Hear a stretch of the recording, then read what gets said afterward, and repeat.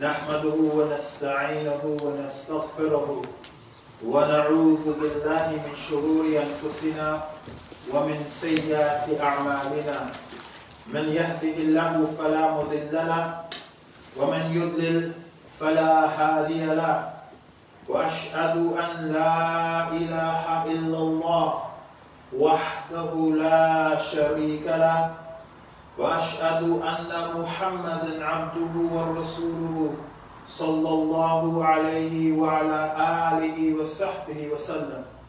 All praise is due to Allah. We praise Him, we beseech Him, and we seek refuge in Allah from the evil of ourselves. Whomsoever Allah guides, then none can misguide them. Whomsoever Allah subhanahu wa ta'ala leaves from misguidance, then none can guide them aright. I bear witness and I publicly testify that none has the right to be worshipped in truth but Allah, and that Muhammad ibn Abdullah is his servant and his messenger to proceed. Before commencing my presentation today, my respected brothers and sisters in Islam, I would like to thank our Imam Abdul Hamid and our brother Muhammad for facilitating my coming here today. And I would like to thank all the brothers and the sisters of the masjid, of the committee and the organizing committee for their husn al-dhan in their brother, facilitating my coming today and allowing me to give this presentation a form of sincere advice to the community. My presentation today, my respected brothers and sisters, will be in three parts. The first part, an important introduction before we go on to the subject of Halloween. And then after Halloween, what is our response as believers in Allah subhanahu wa ta'ala to such a festival? Allah tells us in the Quran, indeed, you are the best of nations, sent forth for the people. You enjoin the good and forbid the evil. This great verse from the Quran, there's so much and so many benefits to be derived from it. But one of the things that we learn, my respected brothers and sisters, is that the Muslim nation, Allah calls us the best of nations. When Allah refers to us as the best of nations, is it to do with biology? No. We are not one particular race or one particular ethnic group. We are many races, many different ethnic groups. And Islam, we don't subscribe to the idea of the superhuman. The superhuman is that human biologically better than every other human. And all the other humans are subhuman, less than them. We don't believe in that as Muslims. We believe that every single human being on this planet from time immemorial come from Adam and his wife Hawa. May Allah have mercy upon them both. But in being best, the scholars of Islam tell us that best means that we are the people of Tawheed. What is Tawheed? Tawheed, my respected brothers and sisters, linguistically is to make different things one. Disparate things one. So when we say Tawheed, we mean to make worship of Allah subhanahu wa ta'ala one, to Him and Him alone. And so we worship Allah subhanahu wa ta'ala, and also we single Him out in His Lordship. We say Allah created us and every single thing in existence.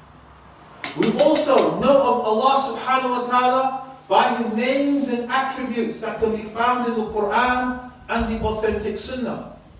By believing in this and practicing this makes us the best. Why are you the best? Because Allah tells us, in philosophy, they have something called the big questions. The big questions are those questions that from time immemorial, humans have asked themselves. One of the questions is, why have human beings been created? It's a big question in philosophy. Do you know that many of the atheists who don't believe in God, who promote the theory of evolution, Darwin's theory, because they see this as a door to atheism, Even though Darwin himself was at best an agnostic, he wasn't an atheist. They say that this is an insignificant planet with an insignificant creation. This is how they conclude.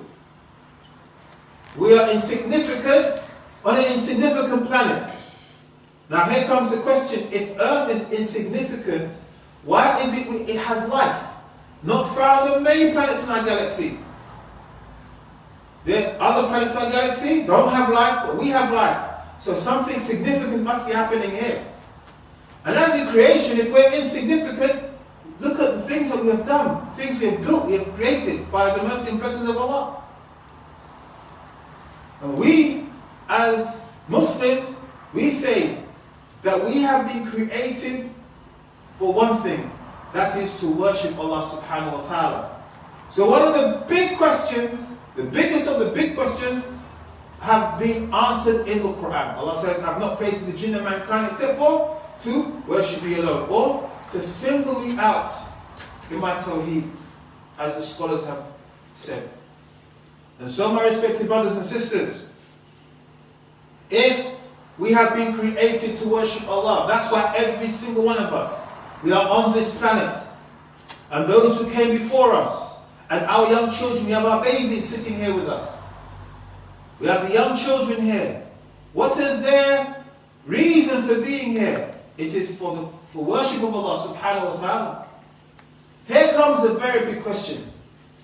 A question that each person needs to ask themselves.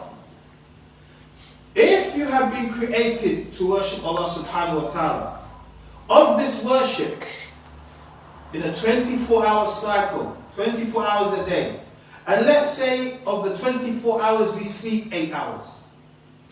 Of the 24, we sleep 8, leaving how much? 16, yes. Of those 16 hours, how much of it do you dedicate to the worship of Allah subhanahu wa ta'ala?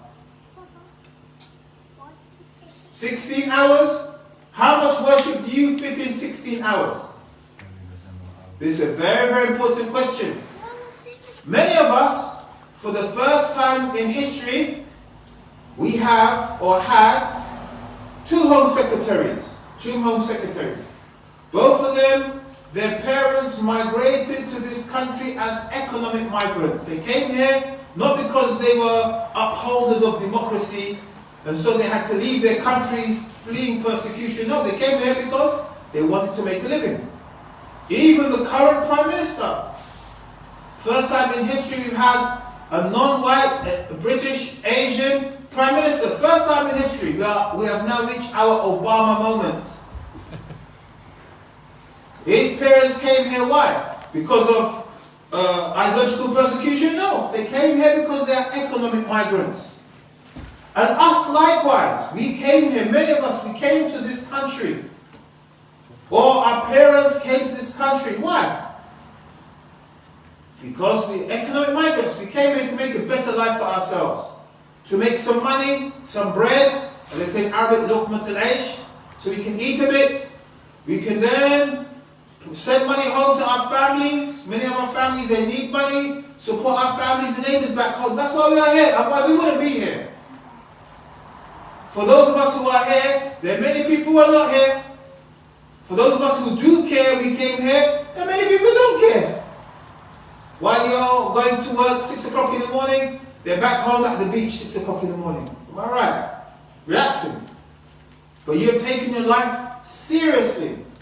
But this is the question, my respected brothers and sisters. We have come here for a noble reason. In Islam it's permissible to migrate to a country to make a living. But in making that living, have we forgot another priority, which is to worship Allah? Have we forgot the reason why we were created? Have we forgot the reason why we have children? Have we got the reason why?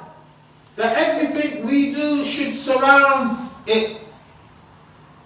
You have a job to pay your bills, yes. To pay the rent, yes. To buy food, yes. But also, we have a job so we have enough money which will support us in worshipping Allah.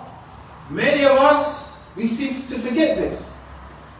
You become a doctor. Why do you become a doctor? To help other people, which you get rewarded for? No. So you can be paraded. Our parents on WhatsApp, they send the picture, the son or daughter graduating with the certificate in their hand, big smile on their face, the hat on. You see, my son and my daughter, they graduated from the University of East Anglia. They're now a medical doctor. MashaAllah. And they're a medical doctor. They don't pray. They don't fast. They don't care about anything but one thing. This thing here, money man. That's all they care about. That person, my respected brothers and sisters, has lost the plot. This is a means to an end. The end is to worship Allah. And it's very easy sometimes, very easy to get lost. The person who gambles, they gamble because they want to make more money. They have £10, they want to make it £100, they gamble. But many gamblers, most gamblers, because it is an addiction, and addictions are also emotional and chemical processes. When you are addicted to something, when you do it, lets off chemicals in your brain. When you stop doing it, the chemical decreases in your body and you want the chemical rush. So they lose the plot. They start gambling for the sake of gambling. They start gambling for the sake of gambling. So rather than putting £5, £10, 20, 100, 1,000, so they have no money. So they start putting money they don't own. And many of us, we are like the gambler. Not that we gamble, but we have lost the plot, my respected brothers and sisters, all of us. Because everyone has a time of negligence. They came to our beloved Prophet Muhammad ﷺ and they said to him that when we are with you, our iman increases, as if heaven and hellfire in front of us. But when we go away, we're with our families, it decreases. This is a normal, natural state. But my respected brothers and sisters, unlike the Sahaba, who were always focused, sometimes you lose focus, and life becomes just for life's sake. We're living, why are you living? The answer should be to worship Allah, for His Tawheed. That's the answer. If we were to ask ourselves, why are you living? We live for life's sake. Some of us, we are living because we want to enjoy this life. There's nothing wrong in enjoying this life. However, my respected brothers and sisters, in the car, they're enjoying the car journey, they're happy, they don't want to leave the car, they're talking away, they're just getting involved. And when they reach their destination, they are sad. I've come to the end of my journey, I'm here, I wish I was back on the car. This is the similitude of the dunya, my respected brothers and sisters. This life, our life is a journey. We are here for 40 years, 50 years, 60 years, 70 years, 80 years, 100 years. It's seen on the television every day or the radio every single day. Then one day, crisis. And for most people it hits us hard. But if you believe in Allah, there's always a way out. Like the sinner. Like the man who killed 99 people. He knew there was a way out. So he went to the person who was a worshipper. He didn't have any knowledge and he asked him. The worshipper said, you killed 99 people? That's it, there's no way out for you. And he was 100 people. He went to a person of knowledge and he told him, there is a way out for you, but you need to go to this land. The person who believes in Allah, there's always a way out. It's never the end. This dunya, we understand it will end. You have money today and it goes tomorrow. You are up one day, you're down the next day. But you are focused that this life is like a test. That this life, you take with you the goods, as Ibn Qudama, he says in his wasiyah, his sincere advice. The bid'ah, the goods. What are the goods? They are good deeds. You take them with you. And if we remain focused on this, then everything else falls into place. And this is the beauty of marriage. Marriage is not just a contract between two families. marriage is not just a contract between two business entities. Historically, believe it or not, marriage is not about love. Love is a new thing in marriage. If we look historically, marriage is two business entities, two kings, two queens, two different fractions coming together, and they come together through the marriage of a boy and a girl. This is marriage. In Islam, we're not saying it is devoid of love. Indeed, there is love. And what is love? And I maybe have to come back and talk about what is love. But in Islam, the husband and wife, they support each other in achieving one goal. That is to worship Allah subhanahu wa ta'ala. It doesn't work if they're out of sync with each other. If one is about dunya, the other one is about akhirah, they're out of sync with each other. Why they're out of sync? Because one of them, their focus and all their actions is about this life only, and pays little attention to the next. While the other, the person is focused on the akhirah, that person knows that everything we do in this life is for the next. And I have to look at it from that angle. And so, my respected brothers and sisters, I thought it important for us to be reorientated with this introduction. Halloween. Halloween, my respected brothers and sisters, is a festival on the 31st of October. Now, the scholars of history differ about the origins of Halloween. But one of the theories, and I will explain to you why I think this is the most important theory, says that the ancient people of this Isles, the British Isles, were a group of people called the Celts. Remnants of their language and culture can be found in Ireland and Scotland. But their culture and their language was fought against by the Romans, then the Angles and Saxons. You learn these people in secondary school, primary school. The majority of people who are in this country, they originate from people called the Angles and Saxons, two tribes who came from the region of Finland and Denmark. No, they're not indigenous to the UK, believe it or not. They came here 1,000 years ago or so. The Celts, they believed at this time in the winter that the world of the spirits and this world, it was possible to travel. Now we as Muslims, in fact, let me back up a bit. The word spirit means something you may see, but you can't touch. Just to clarify.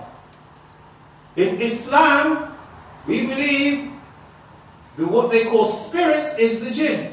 It is a creation that has intellect, but it is not like human beings. Now the jinn don't live in their own dimension. Those people who are into science fiction, today we have something called the multiverse. This is what they believe. Multiverse is in Marvel, and Stranger Things is built upon the multiverse. The multiverse is a belief that in another dimension somewhere is a world like our world. That's Stranger Things. In Marvel, there are multiple worlds in our dimension. So we are here, somewhere in another dimension, another place is a world like our world. The history could be the same, the history could be different. The people may be the same, the people may be different. This is the multiverse, which cannot be substantiated. There's no proof for the multiverse. And so the spirits, as we know them, they're here with us. Maybe not where we live, but they live on our planet. And Allah knows best. They believed, the ancient people believed at this time, it is possible to breach, to cross over from our world into the spirit world, but there is a key to doing this. You can't just jump there, you can't just cross the bridge there, you can't walk over the canal there. You have to use magic. Because this is an unseen world. It is a hidden world. So you have to use the occult. The occult means magic. It is the mystical arts. Mystic from the Greek mystikos, something you can't see. And this is what they believe. This then us to understand, where does all the symbolism of Halloween, why does Halloween have the symbolism of the occult? So in Halloween, for example, it is a time where they do trick-or-treating. Trick-or-treating is ancient. Something people have been doing for hundreds of years. Why is it that we have the pumpkin head? The pumpkin head is a form of scaring the spirits away. In many cultures, till today, they have different forms of pumpkin heads. They have people who they call shamans, or bush doctor, or obeah man, or juju man. In some countries, Muslim countries, you can go to some Muslim countries, there's a whole souk, a whole bazaar where you can see people who do magic. You consult these so-called spiritual healers, and they may say to you, take this away. Take this away. They may give you a doll that may look like an effigy, it looks like a human body, or a human head, or an animal head, or something unseen. And what does this do? This is supposed to scare away the evil spirits. Rather, the evil spirits, they see you're so engrossed in shirk, they leave you alone. They don't need to come to you anymore to scare you. Also, the concept of ghosts.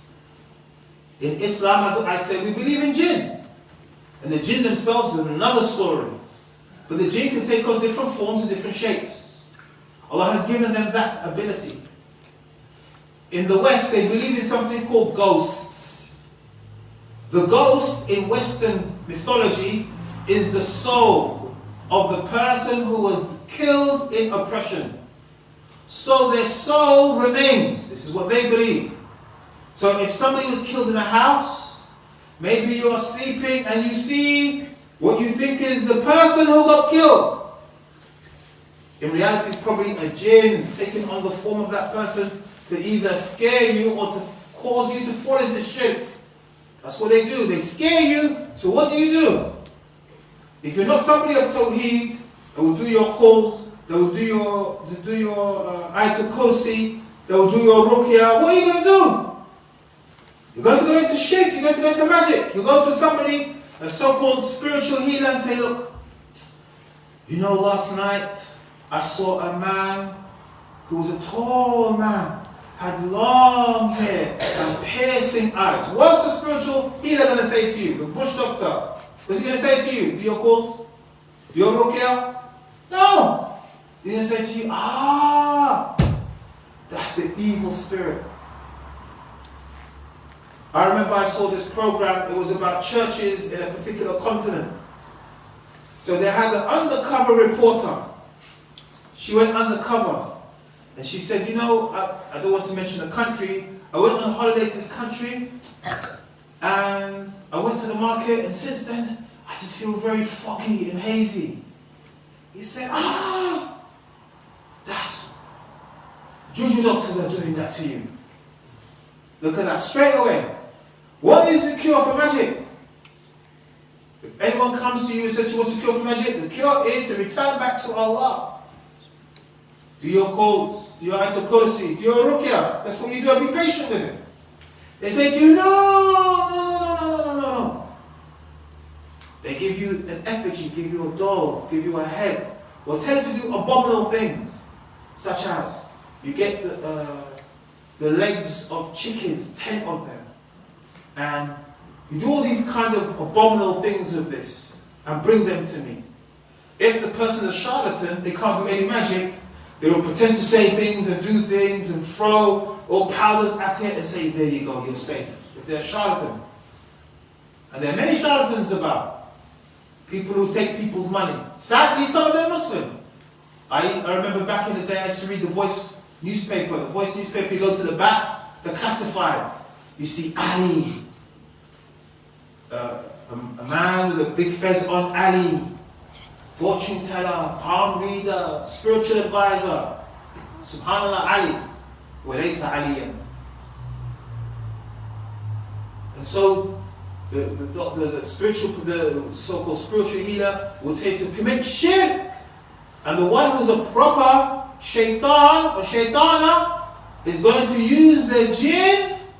They will give you something, or say to you, go home, you're safe. How are you safe? Because they will have a jinn there watching and protecting you. Any other jinn or anything comes to you, that jinn will fight on their behalf. It's how they do magic, my respected brothers and sisters. And so from the symbolism of Halloween is the symbolism of ghosts. The trick-or-treating, the pumpkin. And all these things are linked to the occult. You know, the person who watches horror films, what you eat can affect how you think. Some people, when they drink fizzy drinks, especially young kids, they become hyperactive when they drink fizzy drinks. What you eat can affect how you behave. What you listen to, you see some of the young kids now, they listen to a type of music called drill music. Drill music is kill, murder, murder, kill, murder, murder, kill. That's what you hear in drill music. And that's why they go around, you see them looking like this. Become homicidal in their mentality. Similar, my respected brothers and sisters. When you watch horror movies, it affects how you think. Sometimes you don't even realize it. So you may be a person who the darkness is just dark. You become scared of the dark, even in your own house. How many people cannot sleep without the light on? Even our young children, they're young, they don't know anything from anything. Why are they scared to sleep with the light on? With the light off? Even in their own house, you say to them, go upstairs. Go upstairs, to the toilet upstairs. No. They're scared, they never go upstairs. Why, my respected brothers and sisters? Because this is the permeation of the occult. And I've spoken about this before, how even in music, the occult is there. In music, recently, the rapper NNMA, he has a poster all over the place where he's doing this symbol, the Baphomet. This is the sign of the goat of Mendes, the sign of Shaitan. They have a picture of Shaitan that has the head of a goat, the torso of a bull, and the torso of a human, and the legs of a bull. The goat of Mendes, it's called. And this is a symbol. You see many. If you do a search, you see that. How many people do this? This is an occult symbol of the Baphomet. One of them, and many of them. It's permeated our thinking. And so, my respected brothers and symbols, Halloween has many of these symbols because it goes back to this. It is a pagan festival where people who believe, pagan meaning, they don't believe in one God. They may believe in one God, but they also believe in intermediaries. Between God and themselves are spirits. Sometimes the spirits, you have to make them happy with you, or else they will do things to you. Sometimes the spirits, if you don't make the spirits happy, they will make God give you bad fortune. And some Muslims, they have this. Rather than spirits, they may call them awliya. They ascribe to pious people attributes only for Allah. How long do I have? It's at 2:15, Jamal. One minute. 1 minute per Jamal. Was it Mr. Adam? Okay. Can I ask for 5 minutes and I will finish? Is that alright? I thought maybe I had like half an hour.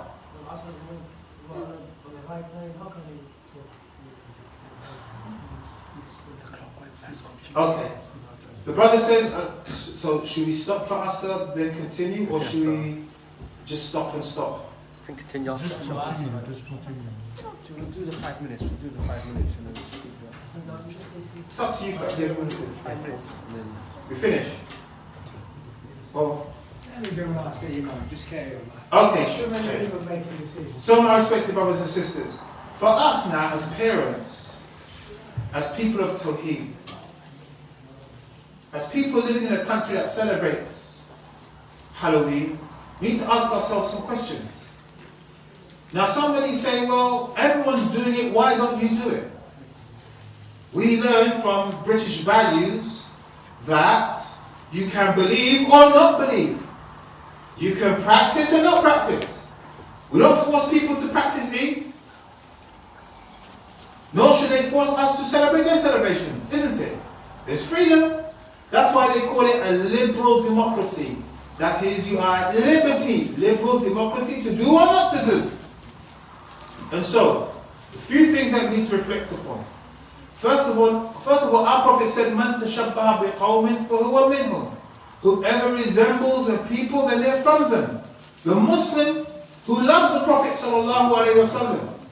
Loving the Prophet isn't when people start drawing vexatious pictures about him sallallahu alaihi wasallam. Loving him is in all respects. So, if you resemble the people in their festivals, that's a problem. If you resemble the people in what they believe, it's a problem. Suggestion is to pray and then carry on after if you are happy. Is that okay? Yeah, I'm cool. Yeah. Okay. So what we'll do now, we'll stop and then we'll come to the conclusion after us.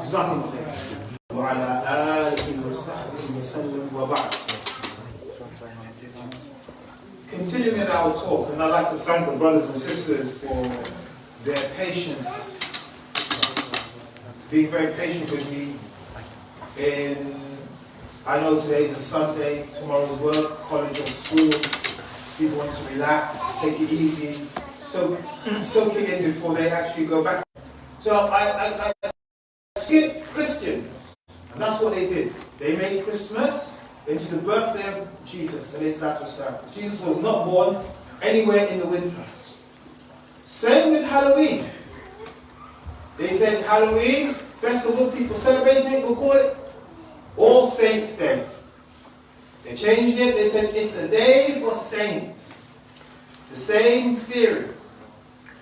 If we look in the Catholic encyclopedia, we find, not the Islam or Muslim encyclopedia, the Catholic encyclopedia, that it was not celebrated by the Christian church. It's not Christian. And a very important point, most of the schools in this country are non-denominational.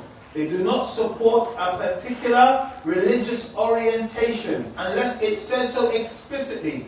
So Catholic churches, yes they do. Church of England churches, yes they do. Schools, yes they do. Muslim schools, faith schools, yes. Jewish faith schools, yes. Sikh faith schools, yes. Hindu faith schools, yes. But all the other schools are non-denominational. That is, they don't represent a particular religion. So it's interesting how many features of religion are found in schools. So my point is, as people living here in a liberal democracy, you have the right to participate or not to participate. Many years ago, I used to work in a school, and a parent, she came to the school, she said, "Look, I am a Jehovah's Witness. I don't celebrate Christmas, and I do not want my daughter celebrating Christmas. If you can't take her out of these celebrations, I'm going to keep her home, and she can come back to school in January." That's what she said. And we're talking about late November. She keep her daughter, she's willing to go through persecution, whatever they threw at her, to keep her daughter home. I'm not advocating that, no. But schools are community schools that should reflect the needs of the community. So our children who are part of the community, you have, according to the United Nations Declaration of Human Rights, the right to have your religion. To show your religion both in public, out on the street, and inside your homes. It's a right given to you by the United Nations Declaration of Human Rights. And the British government are one of the early signatories of the United Nations Declaration of Human Rights. It is an unalienable right. So they can't just come and say to you, well, they shouldn't. Well, you are Muslim, keep your Islam at home, not out on the streets. No more respect to brothers and sisters. You have an unalienable right, and you have every right, if this is done to you, whether at work or school or by the government, to take them to the Court of Human Rights, trying to secure your right.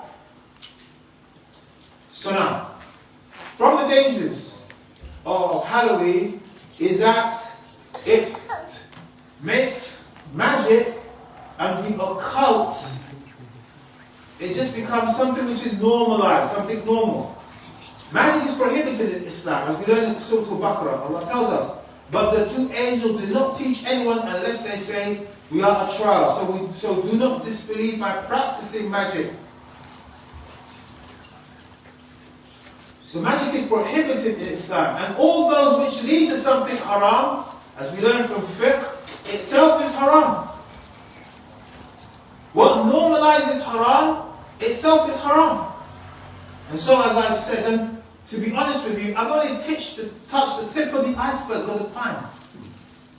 Touched the tip of the iceberg because of time. About the proliferation of magic. How magic has become something normal in culture. Even people to practice it. It's become normal in culture. In places like the United States of America, they have churches, the Church of Satan, they have their own priests or their religious leaders who come and lead sermons for them. It's all officiated. And it's become normalized. Where back in the 60s, magic was prohibited. In many countries in the world, like in the Caribbean, it's prohibited. Now it's normal. It's even encouraged. So for example, we have something called the wishing tree. I know parts of England, you have ancient trees, they're called wishing trees. You're encouraged to tie a knot, to tie a ribbon, or tie a bow, or tie a string on these trees. This is a practice of magic. You have parts of the world, I know in France they have bridges, where you are encouraged to get a padlock, and two lovers, they close the padlock. It's a form of magic. There's a form of magic which is practiced to stop somebody falling in love with anybody but that person. Or to stop your children falling in love with somebody. Or to get involved with zina. And people practice it. So they say, okay, I don't want my son or daughter to commit zina. They go to the shaman or the spiritual healer. They say, look, my son or daughter, they're going to England to study. I want you to do something so they don't get involved in zina. The person does something with the jinn. When they go over there, anytime they think of it, their brain becomes foggy. We've had many cases of people with that. Many cases. That the jinn are causing them to become foggy-minded. So, one of the things about this celebration, that it normalizes magic and is a road that leads to magic. Also, my respected brothers and sisters, you learn from the Sunnah, the Prophet said, avoid the deadly sins. The first being associating partners with Allah or equals with Him, and then a sihr, magic. And by participating in such festivals, again, it normalizes, like watching horror movies. It normalizes. Anton Levy, who was the head of the Church of Satan. The Church of Satan is an organization that claims to worship Satan, used to. Now it says, well, Satan isn't a body or a thing, it's an idea. Whenever you do bad things, this is Satan. Anton Levy said they did that deliberately because they wanted to move people away from believing that Satan as a being was bad. So they said, no, Satan isn't real. There's a very famous singer by the name of Marilyn Manson. Marilyn Manson, his name is. Very controversial figure. In his music, he says stuff to you. He says stuff. He says things like, I don't believe in a God that doesn't exist. This is what he sung. What does it mean? And he says, well, it was only a joke. I wasn't really, a priest from the Church of Satan. So why would you say something like that? Why would you say God, Allah, doesn't exist? If God doesn't exist, then what remains? Isn't it? If you say God doesn't exist, then what exists? Shaitan exists. And so, my respected brothers and sisters, it becomes normalized, something normal. Also, Allah warns us, He says, subhanahu wa ta'ala, O you who believe. So here He's addressing who? The believers. He says, O you who believe, follow not the footsteps of shaitan. All that leads to disobedience, to ma'asiyah, to shirk, to kufr, to khutuwat, to shaitan. Stay away from those things. It is so bad, my respected brothers and sisters, that some of those people were immersed in the occult. That there are people who, for example, stuff like the Ouija board. People who do palmistry, they read palms, tea leaves, astrology, they look at the stars. They believe in all these things. They have more fear of these things than Allah subhanahu wa ta'ala. You may live in a country which says it is secular, like our country, which borders on atheism. People, if you ask them, do you believe in God? Some people say, I don't believe in God, or they're agnostic. I don't say God exists. I say God doesn't. I don't say God doesn't exist. Many people go to the high street and put a ladder. And it's an amazing experiment to see what happens. Nobody goes under the ladder. Why don't people go under the ladder? Because the belief is going under the ladder is bad luck. Look at this.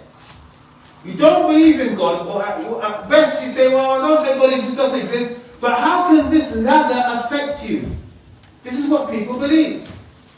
This is what's in people's minds.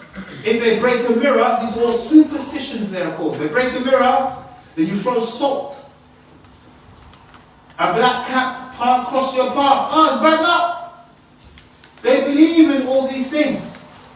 And we find, my respected brothers and sisters, many people who watch horror films and participate in these festivals, they invest more power in shaitan than Allah. Like those people who are scared of the jinn. If you say to them, fear Allah, they may laugh at you. They say, watch, I'm going to get the jinn on you. They start to shake and quiver. Like us. If we sit here and talk about jinn stories, you go home, we hear creaking door, you're scared. If we start to read from the Quran those verses where Allah says, we are prepared for the people who disbelieve, goes in one ear, out the other. Do our hearts become trembling as Allah describes the muttaqun? No. So, we have to be careful of following the footsteps of shaitan. Because, my respected brothers and sisters, shirk, as the scholars have told us, is like a web. When the web catches you, that is it, you're stuck. And sometimes shaitan doesn't come with big things. Shaitan may start with something small, what we perceive to be innocent. And then one thing leads to another. You normalize it, it becomes normal to you. The next minute, you are worshipping idols, statues and stones, and you don't realize it. It can happen to anybody. Look at Islam. In time of the Prophet ﷺ, people are called Tawheed. Now, in many parts of the Muslim world, the people practice magic. You have even some people who they call scholars in their books. When you read it in their language, they're advocating the use of magic. Sometimes when people feel sick, they have a problem, they feel, it's the evil eye. And the evil eye is the truth.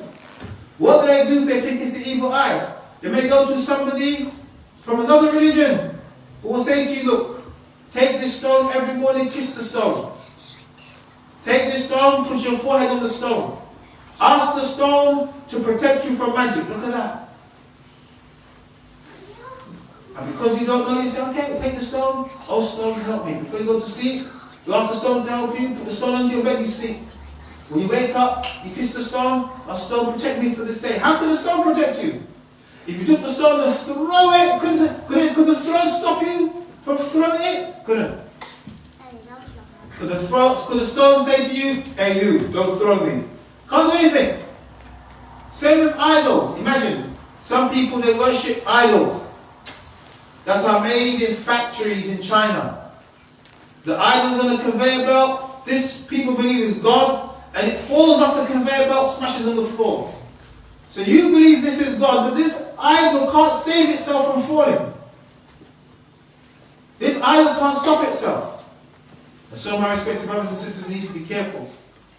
Also, and finally, our beloved Prophet sallallahu alaihi wasallam, he said to us, every newly invented thing is an innovation. And every innovation is going astray. And every going astray is in the fire. You have to be careful. Because we may take something as a practice that leads us astray and that may lead you to the hellfire.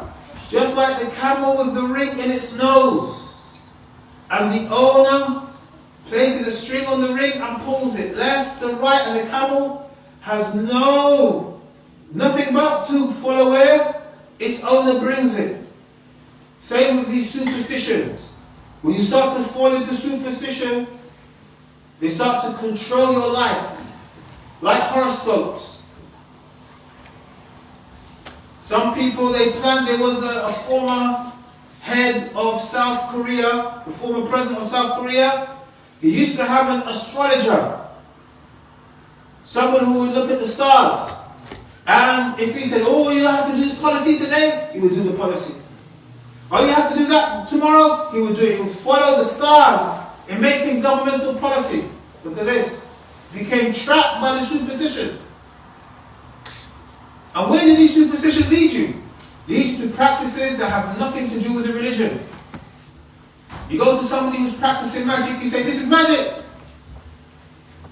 You like the person, in order to make the haram halal, they change its name. So they don't say it is alcohol, they don't say this is khamr, they say no. It is a sharab ruhi, spiritual beverage for the soul. And so they say, no, this is not magic. You know what this is? No. This is spiritual medicine. Sometimes they may even they say to you, use the Quran, read this verse, and spit on the person's face, or blow in the person's face 3 times. In the person's face. What does that have to do with Sunnah? But you think, okay, this practice, because it has Quran, is okay. So anytime I want to convince somebody to do something, I will say Ayatul Kursi and blow 3 times in their face. And maybe it works. Every time you do that, it works. It's because part of your practice, and it's not a practice that's established in the Kitab and the Sunnah. And this leads you astray. And so, my respected brothers and sisters, we ask Allah to protect us and to protect our families. Especially our young ones, because our young ones are in a time of fitna, of trial and tribulation. They are far away from the source. And that's why it is important for us, my respected brothers and sisters, to build institutions for our children. And days like this, when people come to give lectures, to bring our children to get the advice. And our young ones especially. It is sad when you see, like the other day, in London, 3 people were shot in a house. The man, Mr. Singh, he said, I heard it was during Diwali, I heard 30 shots. It sounded like 30 shots. Apparently these people, they were shot during Diwali because they have fireworks.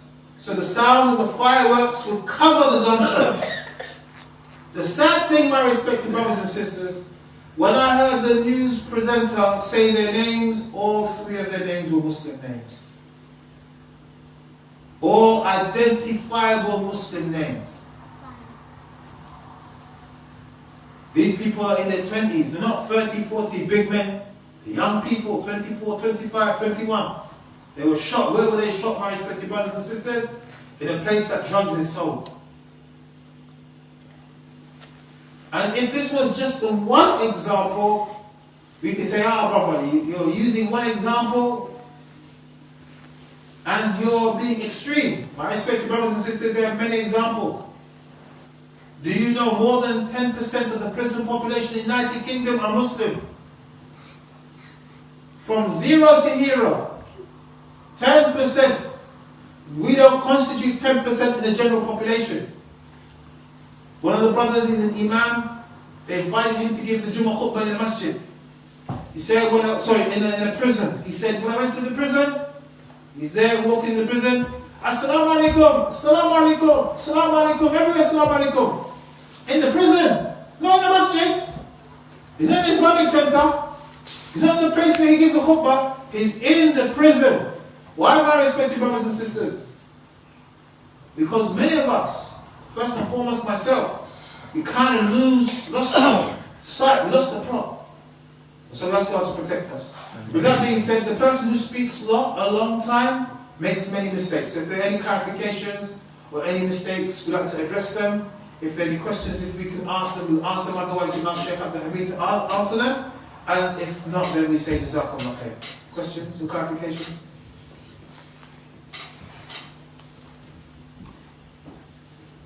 Alhamdulillah. The questions are related to the topic. Related to the topic, please, yeah. Unrelated. Huh? Unrelated. Unrelated topic, I will say speak to Shaykh Aboo, who's your Imam, who can follow up. If there are problems and issues you have, I'm here today, gone tomorrow. But the Imam can follow up with you. If they're related to the topic, then Bismillah. Otherwise, then no. Brother. When it says like in Quran, like لا يفلح الساحر حيثما أتى, why we should believe in sihr then, if sihr will not succeed anyway? The brother asked a question, the verse of the Quran, if the magician doesn't, what's it? حيث أتى. Yeah, the magician doesn't benefit or profit from what they do, a rough translation. Then why should we believe in sihr? A very good question. Sihr is true. We as Muslims have been told about sihr because it's a real thing from the knowledge of the unseen. So we don't go around and say, magic doesn't exist. If we didn't believe in sihr, meaning, and the operative word here is belief. I know in my culture, when they say, do you believe in magic, it means you practice magic. Yeah? But we believe in magic, meaning it exists, not that we practice magic. Are you with me? So, does magic exist? Yes. If we didn't know, or we weren't taught that magic exists, somebody could practice magic on us, we wouldn't know what to do. What would you do? What would your weapon be against the hidden knowledge, the unseen? What could you do? If someone gives you the evil eye, the Prophet said, Al-Ain Haqq, the evil eye is the truth. If we didn't have that knowledge from our beloved Prophet ﷺ, how could we defend ourselves? We couldn't defend ourselves. We'd be at the mercy of the magician, isn't it? Or the ayyan, the person who has aim. But the Prophet told us about magic and Allah told us about magic so we can protect ourselves. If somebody does magic to us, then we can protect ourselves with a ruqya sharia, isn't it? If we don't believe in something, you can't defend yourself from it. As we believe that it exists, we defend ourselves with ruqya sharia. Where the people who believe in magic, believe meaning to practice it. If someone does magic to them, how do they defend themselves? From magic, isn't it? Yes? But if someone does magic on a Muslim, the Muslim defends his or herself by the ruqya sharia. So we have an understanding it exists to be aware of it. I hope that answers your question. Any other questions, Barakallahu Feekum? That means that is Halloween, he is believing in magic and he's doing magic is not that. I would say that, first of all, brother, people's intent. Our brother asked the question that everybody who does Halloween, it means they believe in magic. First of all, brother, those people who practice Halloween have different intentions. Some people, especially young people, engage in Halloween because they want a good time. They don't even believe in God. They don't believe in the hidden or the unseen world. They don't believe in none of that stuff. They're not that. They don't believe in it. They just want to have a good time. We may have some people who on Halloween, they see it as a festival, a time for festivities, to go to Stonehenge, to go out into the countryside and to practice their rituals. People have different understandings, like Christmas, isn't it? What is our job and responsibility is to educate people. Many Christians, when I was born in a Christian family, we practice Halloween. I still love Halloween. Why? We go trick-or-treating. We don't want candy, we want money. We go to doorsteps, it's beautiful. Imagine if there's 30 houses this way, you get £1 a house, 30. 30 this way, £1. That's 60 quid in half an hour. You can't beat it. Did we believe we were Christians? Did we believe in ghosts and stuff like to us? Magic was evil. We grew up as Christians, we believed that magic was evil. You practice magic, you're a bad person. Did we do Halloween? We did stuff like that. And we did Christmas carols, and we did Guy Fawkes, everything we did, for money. So people have different intentions, but A Christian who believes in Christianity shouldn't practice Halloween. A Jewish person who believes in the Jewish religion shouldn't practice Halloween, and they don't do it. You go to the areas where there are Orthodox Jewish people, they don't practice it. They don't see nothing, no trick or treat. Have you ever seen an Orthodox Jewish child trick or treating? Talk to me, people, have you? No, you don't see that. They practice their religion. Same with many religions. They don't practice it. They understand the reality of it. And they educate their children about it. So they stay away from it. And that's what we're doing today, to educate people about it. So you will go away now to other Muslims and other Christians and other people and educate it. Halloween, which I didn't talk about, is about making money. This is the commercialization of Halloween, like Christmas, is about money. Something like 20, 30 tons just of pumpkins are thrown away after Halloween. Millions of pounds are spent on trick-or-treat candy. Millions of pounds are spent on all the different costumes that people do. How much do people spend at parties? When they have a Halloween party, how much do people make from Halloween parties? Can you imagine that? How many hundreds, thousands of pounds? You have a Halloween party in a hall, you invite people to come. How much do you make? Or one bottle of drink. It's about commercialization. It's about making money from people. And that's what I hope I sent that message on, inshallah. Exactly. Any other questions? Brother? What would you say to a brother, a Muslim brother who celebrates Halloween, and he says to you he's not doing it because he believes in magic, he's doing it for fun? If a person celebrates, the brother asked question, what would you say to a Muslim brother who celebrates Halloween? They say, I don't do it because I believe in it, but I'm doing it for fun. First of all, that intention is, alhamdulillah, they have the intention. That's a good thing that they don't believe in it. Because if they believe in it, there'll be serious problems. However, you don't have to believe in something to participate in it. To participate in it. Imagine now, yesterday 151 people died in a Halloween celebration in South Korea. Now, we as Muslims, we believe in al-husn al-khatimah, a good ending. Is that important or not important? Talk to me, people. It's very important, isn't it? Yes? It's not just you die, but how you die. To die upon kufr is not like dying upon iman. To die saying your shahada is not like dying singing a Tupac Shakur song. Totally different things. Imagine now had that brother or sister died in that festival. Could it happen? Of course it happened. It could happen yesterday. So the Muslim is always thinking about the husn al-khatimah. You want to die in a good position. If that brother or sister is guaranteed paradise, they say, listen, I am guaranteed paradise. Khalas. But they have something that the Sahaba never had. Even though the Prophet ﷺ was guaranteed paradise, inshallah, he still worked harder than anybody. He worked harder than all of his Sahaba to go to paradise, doing the actions of the people of Jannah. And so that's my advice would be to that person. That one, that it is not just your intention, but your actions. Prophet said, "Man tashabbaha biqawmin minhum." You're doing the practice of the pagans. You're in a bad state. Also, anything could happen to you while you're there. What would you do? How would you feel? Yawm al-Qiyamah, to be raised like that. How would you feel? And that's what my advice would be in Allah respect. Any more clarifications, inshallah? Yeah.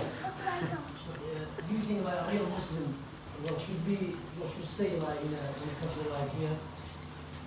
Whoa! Brother asked me a big question. He said, Shaykh, which I'm not, I'm just your brother, should a real Muslim stay in a country like here? That is a good question. What is a real Muslim? A Muslim. I say to you, my respected brothers and sisters, that the issue of hijrah, of migration for the Muslim, is one of those big questions. And I think every single Muslim would love to be in a Muslim country. Many of us, we come from countries that are Muslim countries. But the reality, for different reasons, we can't be in our country. We can't be in our country. Further, for economic reasons, for political reasons, for social reasons, for cultural reasons. So we are here.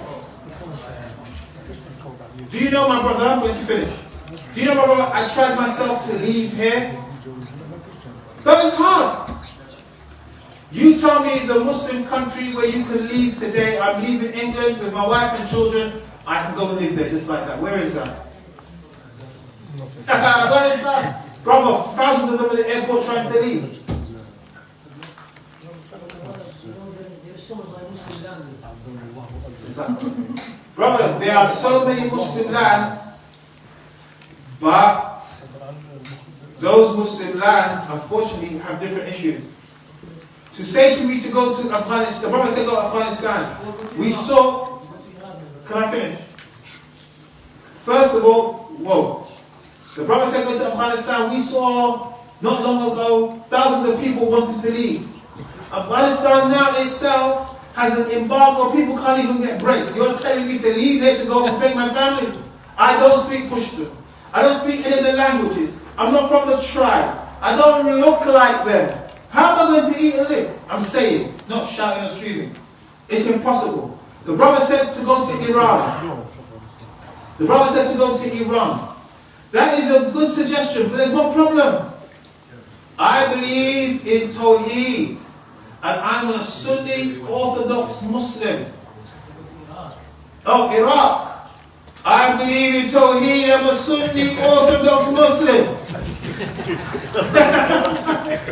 Go to Iraq. If you don't know, Iraq is a surrogate of Iran. What do you think they're going to say to me? A British person who is a Sunni Orthodox Muslim.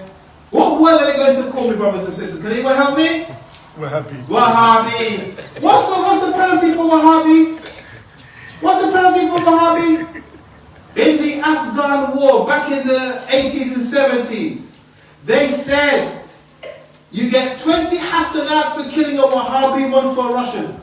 Do you know that? Let me finish. Brother, I listened to you earlier when you said, leave the question to the public, please. Yeah. Anything else?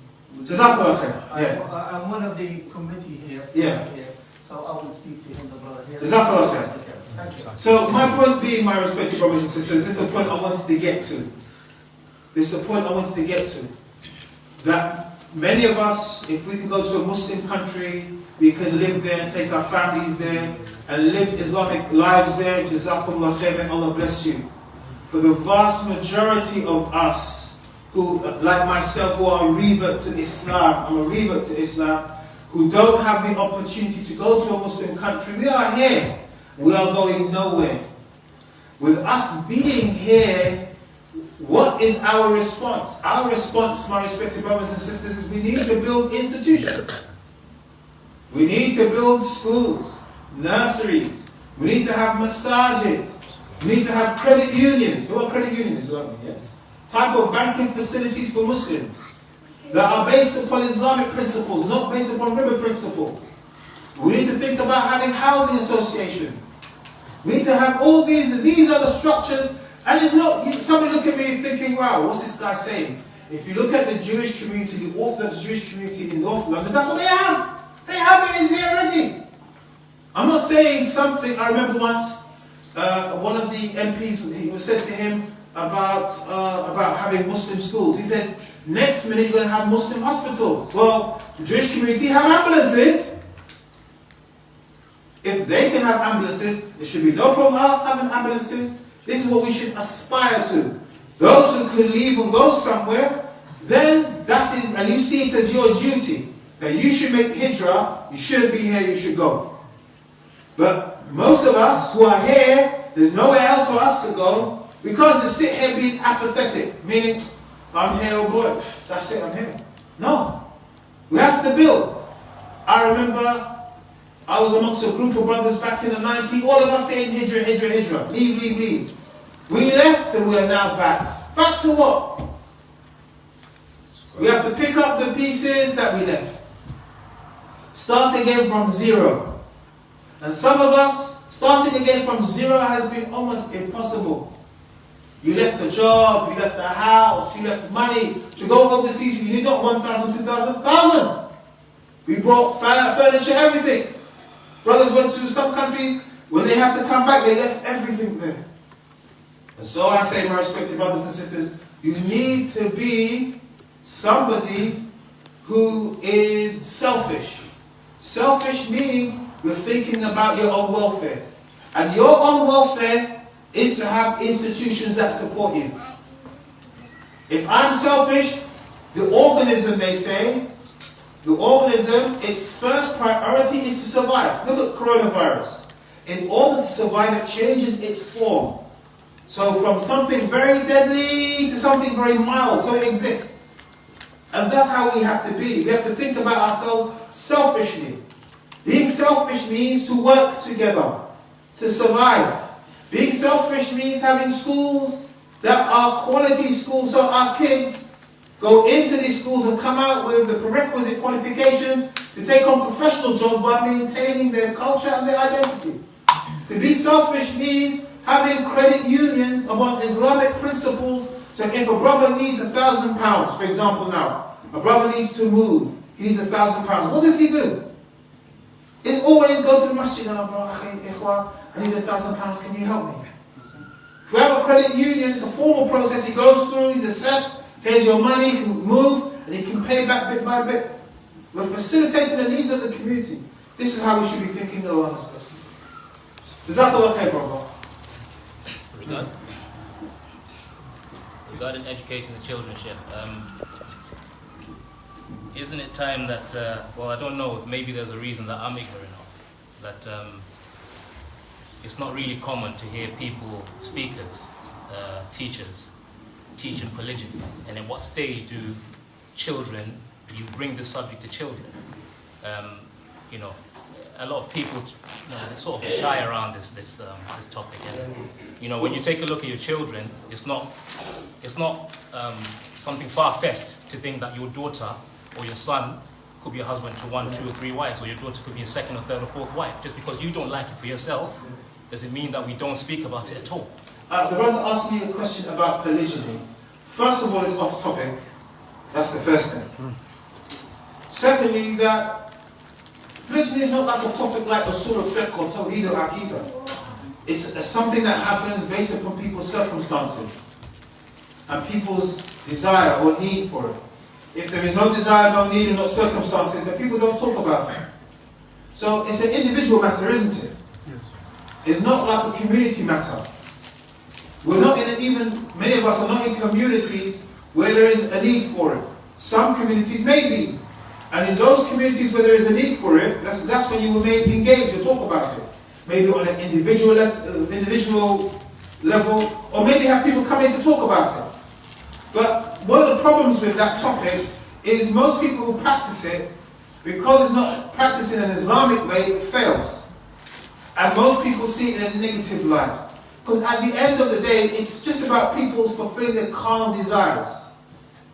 And they don't look into it Islamically. And that's why it fails. And also the society is not like a Muslim society where people practice it. It's a non-Muslim society where the norm is monogamy. Well, that's not even the norm really. The norm in our society, people may say it's monogamy. It's not. It's actually, I don't even know, what would you describe it? What would you describe it? I don't know. Because most people that we see on television don't have monogamous relationships.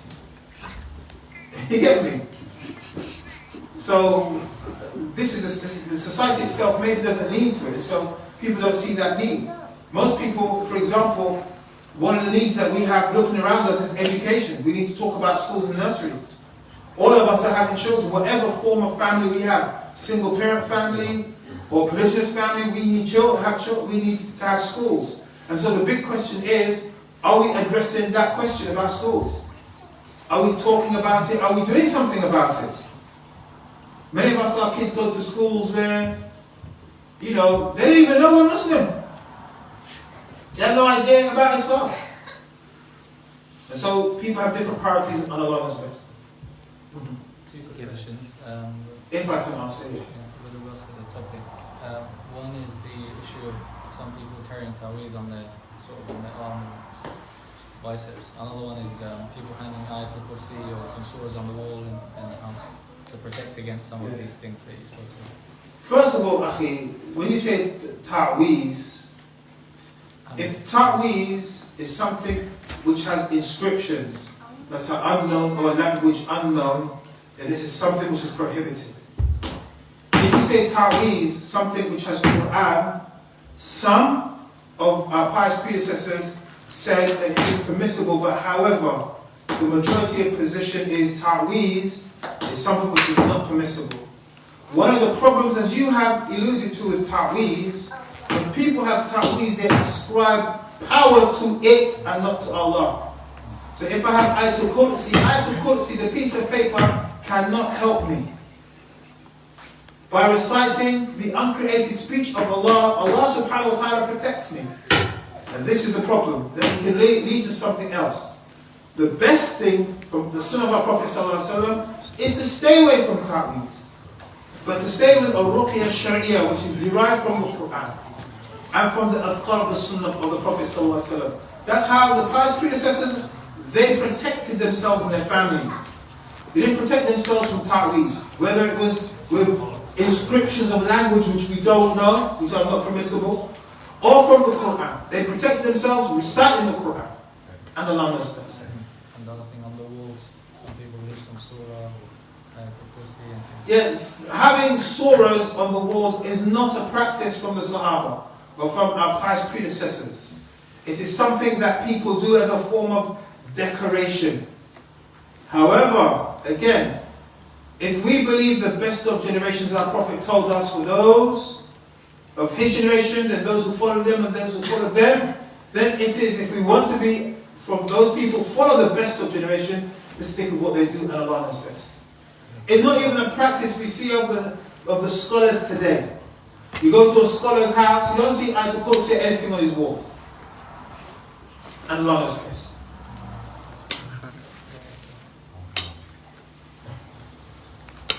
Any other questions?